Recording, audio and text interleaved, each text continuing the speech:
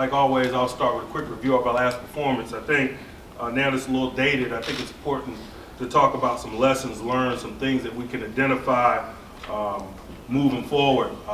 And that's what this time of year is about. You know, we quickly move on to a next challenge, and we grow from our shared experiences. And I thought some things revealed themselves in that game. I thought our young running backs did a nice job of answering the call. Fitz, Toussaint, and Tomlin did a nice job of allowing us to maintain the personality we wanted to maintain in the run game. But equally as impressive was the inclusion in the passing game. I think Fitz had 4 for 60. 2 of them were third downs. One of those third downs was in the final drive. Their contributions under those circumstances were impressive. A circumstance that neither man had been in before. We don't take that for granted. We appreciate their growth and development in that area, their ability to deliver. They may have to do it again this week. I'll get to D'Angelo's availability here in a minute. I thought our young linebackers represented themselves. Obviously, we've invested a lot in that position. Jarvis Jones, Bud Dupree, Ryan Shazier, they all played like first rounders, you know. Not a lot of playoff experience, obviously, from that group. But I thought all 3 guys understood the gravity of the moment and asserted themselves, and their pedigree showed in a timely manner. Bud was extremely disruptive throughout as a left outside linebacker against the running game. Obviously, that gets an opportunity to be highlighted. I thought Jarvis provided some splash. That sack fumble was significant, and you know, where do you start when talking about Ryan Shazier's contributions to the game? It was throughout, whether it was the run game, the passing game. He created a lot of positive things for us as a defense in that game. And then lastly, the young kicker. You know, Boz has done a nice job for us. He was player of the month, I think, in the NFL in December, but that's December. January is January. We were in the playoffs and on the road in a hostile environment. Not only did he bang the game winner, but he was 4 for 4. And although none of them were from ridiculous distances, you look no further than the Vikings game to talk about the importance of kicks and banging kicks no matter what the distance this time of year. Thought with that knowledge and understanding, and those guys get to do some of the things that they've done for us, is positive, and it's things that we can build upon moving forward. And we're going to need those type of things, obviously, because this week we got a significant challenge in going to Denver to play the #1 seed. Some negative things, some things that can be addressed and need to be addressed in terms of moving forward to increase our chances of winning. You know, we anticipate Landry playing better if given an opportunity moving forward. You know, his play was his play last week. Oftentimes as a backup quarterback, you're not afforded the opportunities of physical preparation. I thought that showed in his performance last week. The positive thing for him is with Ben going through the process that he's going to go through this week, there are probably going to be extensive opportunities for him to get physical preparation this week. So logically, we can expect a better result if he gets an opportunity to play. He's back there right now visiting with the offensive staff and watching them go through plan development. I know he's excited about that, getting an opportunity to physically prepare and hopefully getting an opportunity from his perspective to rebound. And if he does, then obviously we will expect him to play winning football for us. And another element I thought that we could be better at, need to be better at, is red zone offense. It's a positive that Boswell came in and was able to bang 4 field goals, but it's also a negative this time of year. You can dominate play, but if you continually kick field goals, it's gonna bite you in the National Football League. And you know, part of that was displayed in the game when Cincy's offense got rolling. They put touchdowns on the board, and we kind of put field goals on the board throughout. And it's just our inability to win in the red zone. I acknowledge that the Cincinnati Bengals have got a great red zone defense. We talked about it in leading up to the game. I think they're 4th or 5th in the NFL in red zone defense in the regular season. But that's neither here nor there. We're going to play good people week in and week out with this specific talents that we have this week, playing the #1 defense in football. So I'd imagine Although I hadn't looked at the stats, I imagine that they're formidable in the red area as well. So who we're playing's got to be irrelevant. We got to perform better in the red area than we did on Saturday in Cincinnati if we want to continue to advance in this thing. From an injury standpoint, I'll address some of these things. Ben has a chance. We'll manage him day to day.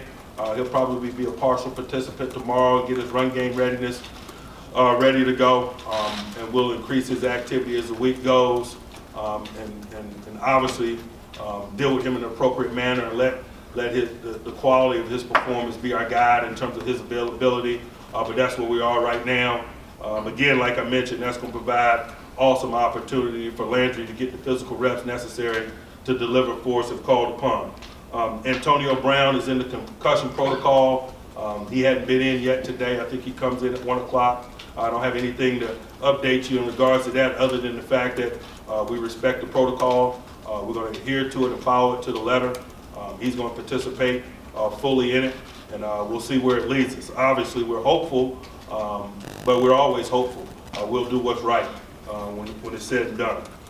Vince Williams, he's down there managing the hamstring. Is probably going to limit him at the early portions of the week, as is Will Johnson. We expect those guys to be available to us. Rob Golden is managing the shoulder. We expect him to be available to us, although he may be limited at the early portions of our preparation. Obviously, all of those guys are capable of taking a step back, and if they do, we'll communicate it to you guys appropriately. D'Angelo is still kind of on the outside looking in. I'll leave the door ajar for him. He's a savvy veteran player. If he perks up at the end of the week, I have no issue in terms of giving him an opportunity to assist us in our efforts. But as we sit here today, it's just that. I'm leaving the door ajar for him.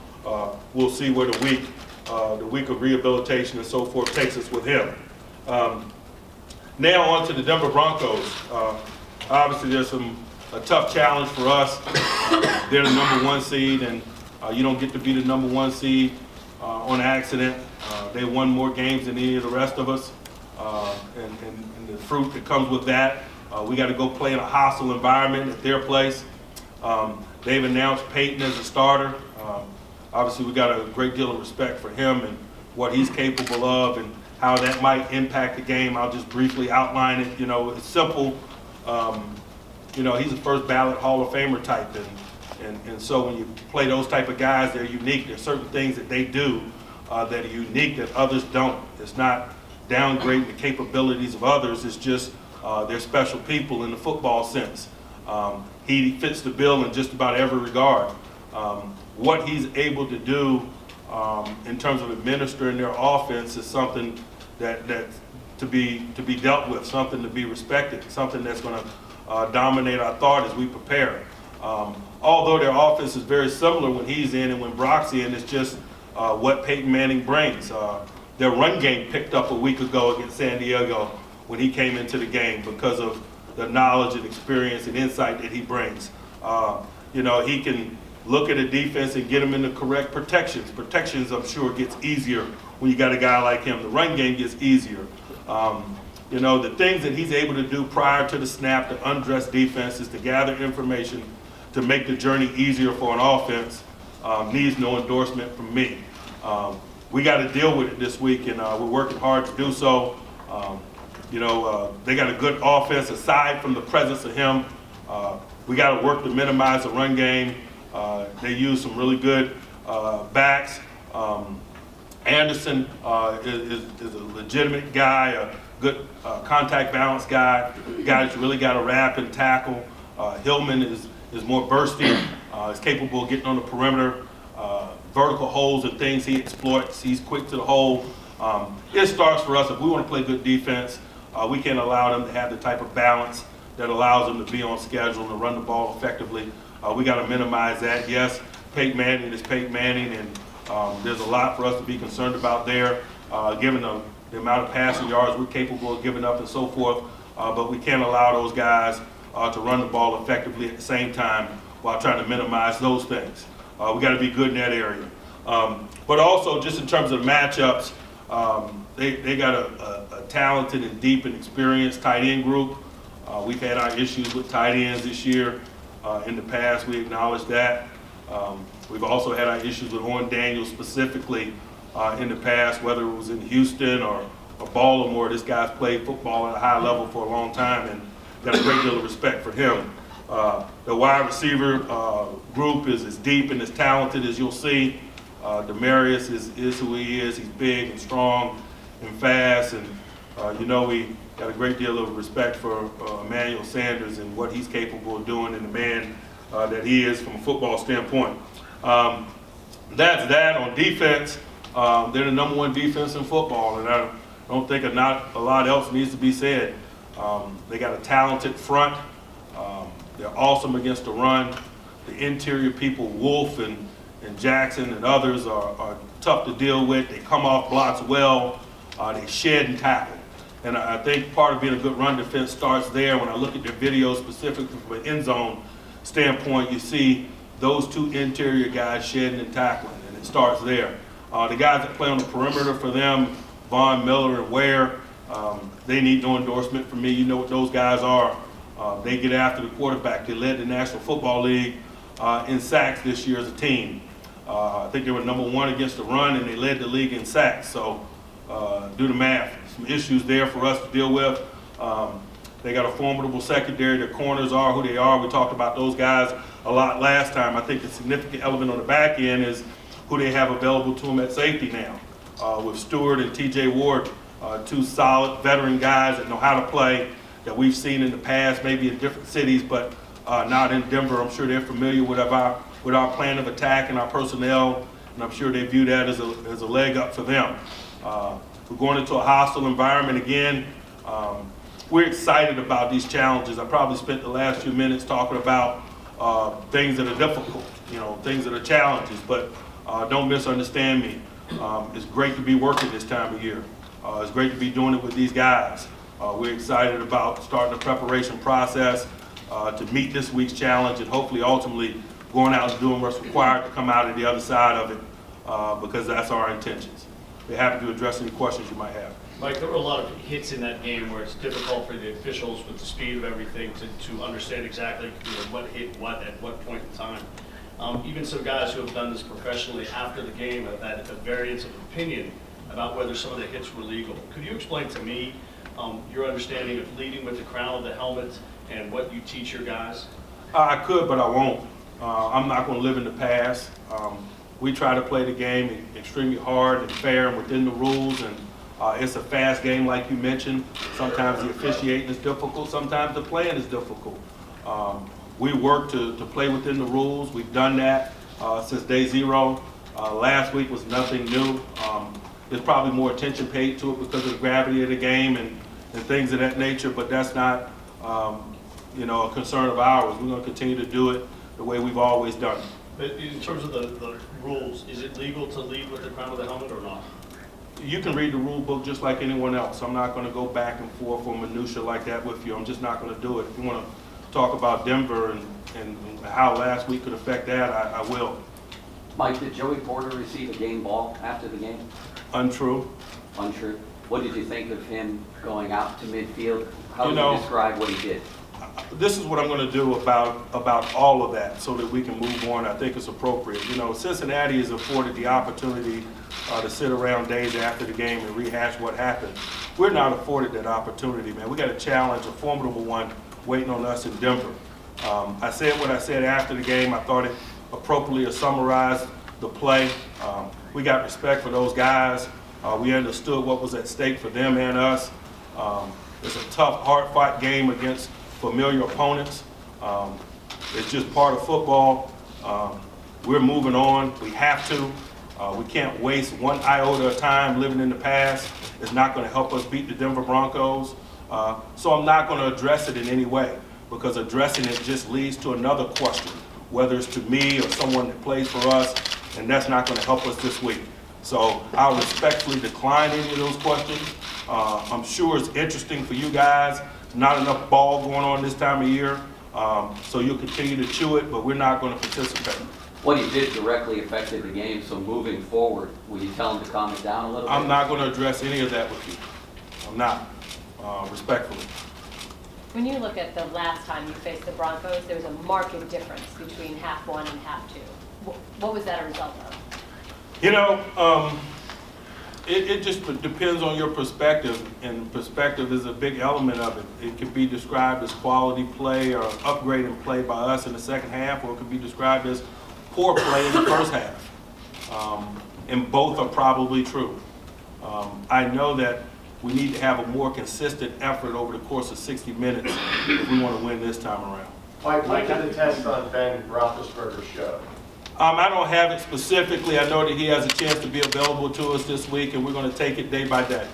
Mike, as a head coach, how do you try to control sideline decorum with assistant coaches? I try to control decorum with everything that we do. We approach the manner in which we teach, not only players as coaches, what we try to get done. But again, sometimes it doesn't unfold in the manner in which you would like it.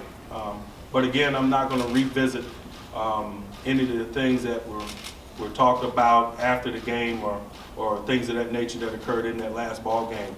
I got to move on. We have to move on. We're getting ready to play the #1 team in the AFC. How do you manage it when your quarterback always wants to play, and you'd obviously like to have your quarterback, but you don't really know? I mean, is he going to give you an honest answer if he's really able to help the team? His answer is just part of the equation.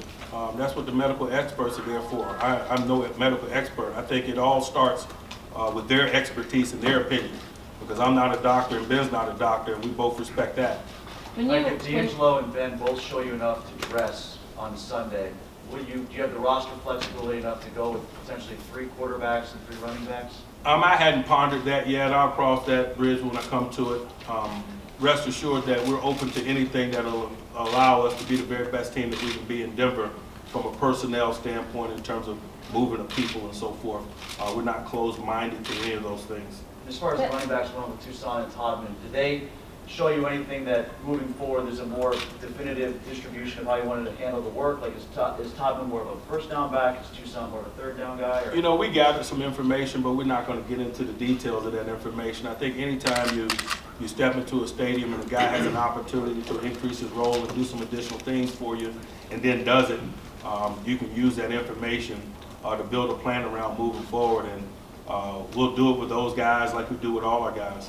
Ben was very honest Saturday night in saying that he couldn't throw further than 10 yards.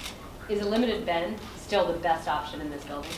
It was at that point in the game. Like I mentioned, the situation was dire. And, you know, to be quite honest with you, I was banking on the fact that Cincinnati didn't know it, that he couldn't throw it further than 10 yards. Further dire a little earlier, went on that, you thinking of putting him in on that one that Landry Jones threw the interception? There was a brief conversation in that regard, but it wasn't quite dire enough, obviously, at that point. I think the interception changed that. How do your years with Ben help in situations like this, weeks like this, as far as communication, just the length of time you've been? You know, I just think that, you know, any time you have continuity, it's an opportunity for growth and for understanding. And, you know, he and I have been doing it together for 9 years, and so we have the luxury of those 9 years, and oftentimes we can communicate without communication. Like I said after the game, I don't know how long that conversation was. I don't even know if it was verbal. I looked at him, he looked at me, and we knew where we were. But 9 years together, you know, that's reasonable. Mike, looking back on it now, and your understanding, his inability to throw the ball much further than 10 yards, was it a matter of pain management or something structural that would not allow him to throw the ball further? No, it was pain management. Obviously, if it was structural, then we wouldn't have been given the latitude to even consider participation. It was pain management at that point.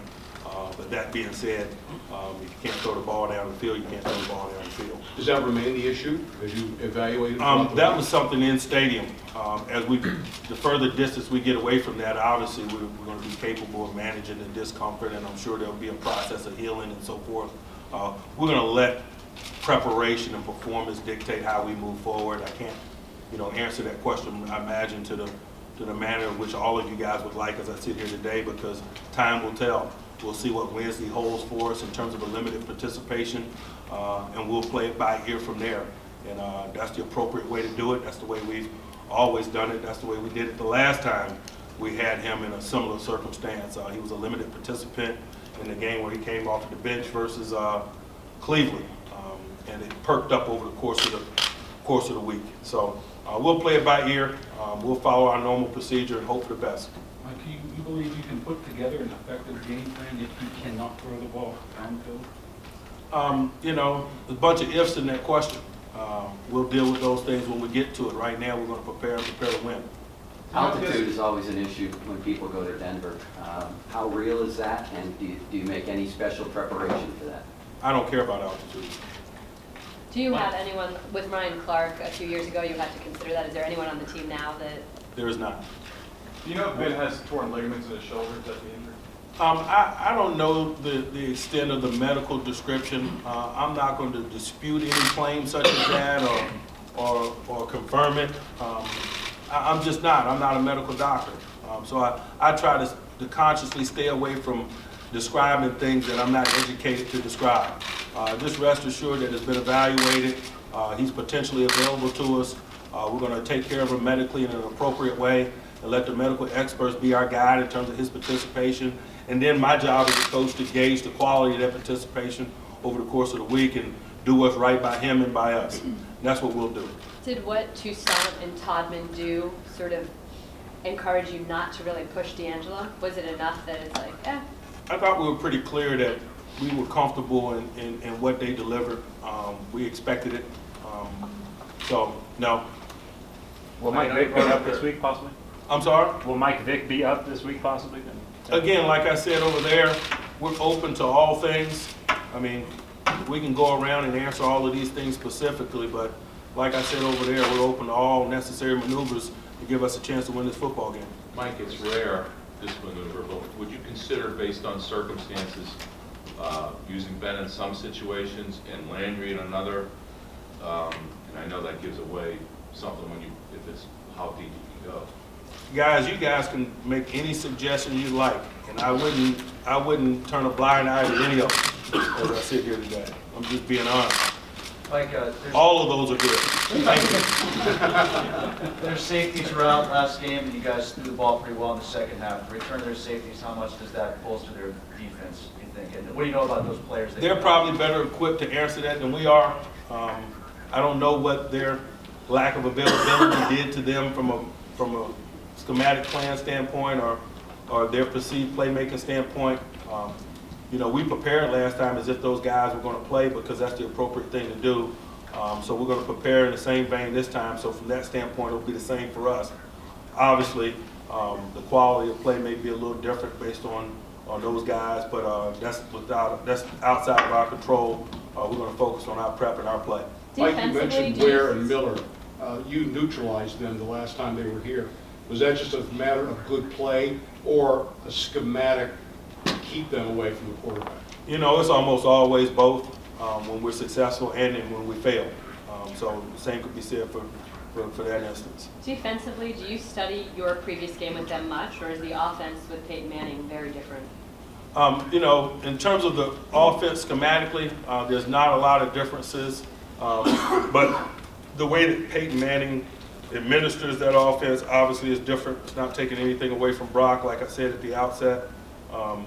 Peyton just does things differently than everyone else, and it'd be naive for us not to acknowledge that and to acknowledge that in our preparation. Do you personally go back and look at old games against Peyton just to study Peyton, or? I mean, that's just a process that I go through every week. I mean, it really is. I'm not going to try to make more out of that than it needs to be. Mike, last time your team got a celebration penalty, you kind of squelched the conversation, saying the media would suck the joy out of it. I think one of the reasons the question is asked is in big moments will they have the discipline to not get that penalty? You got another one this week. What was your reaction to it? I hope I have that same dilemma this week when the defense makes a big play, I guess is my response. In your third year in the league with the Bucks, you played Peyton for the first time. What do you remember from that game? The Monday night. What year was that? 03. It was in Tampa. We lost. Mike, you referenced Shazir's play in the game, and we've seen flashes or games that he's had like that. Can he be more consistent and play at that level on a game-to-game basis? It's all about availability. You know, his pedigree is his pedigree, and his growth and development largely is, and the pace of it is largely going to be affected by his ability to stay available. When he misses time with the injury, it slows that development. When he's available to us, he fluidly goes through the process, and he's the player that he knows he is and that we know he's capable of being. So the thing for him, and some of it is outside of his control, is to continue to do everything in his power to remain injury-free and practice and take snaps, because there's no substitute for experience. The more experience he gains, the more his pedigree and knowledge and abilities are going to show. And that goes for anyone, really. Young players that are trying to find consistency in their play and reach their potential. That's often the variables that are significant elements of the discussion. Ben was slammed on the ground on his shoulder, but then he was kneed in that same shoulder. Do you know if the kneeing did more of the damage, or? I'm not acknowledging damage a occurred? knee that did or didn't happen. I'm not getting into that. He got sacked. He got hurt. Marquise Pouncey ruled out for this week? I don't know. I hadn't asked about Marquise Pouncey. That's a good question. You're on the cutting edge. Like you talk about the next man up, is that just known right now by your team? You don't have to bring that up. To be a Steeler, you're going to have to follow that. I think, and I've said this a lot, and I mean it, they're just words. The preparation and ultimately the play of the guys is what makes it more than. And I think our guys embrace that. I think they're looking forward to making it more than words. And I think that, Fitz and Todman are the latest examples of that. And I'm sure there's some guys that would like to be that guy this week. Hopefully that's their mentality. Quite a few of your veteran players last week made much of Martavis Bryant's approach. Do you expect that to carry over this week, or why? Why would he continue to work that same way? I don't see why it shouldn't. He got a vivid example about what a good week's preparation provides, which is positive play. The positive thing, and from my perspective, is the manner in which he received the challenge from a veteran leader. He didn't get sensitive. He didn't go into a shell.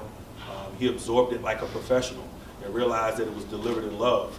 And he went about going to work and preparing, and had a great week's preparation. And I thought his play reflected that.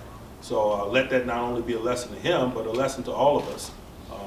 That quality preparation usually produces quality play, and there's no substitute for the process of preparation. In the same way you began last week, game planning for the Bengals without D'Angelo, do you do the same for AB against the Broncos? I had pondered that. As I sit here, the thought of working without AB is not a pleasant one, but we'll see where it takes us. Like I said at the early outset, acknowledging that he's in the concussion protocol.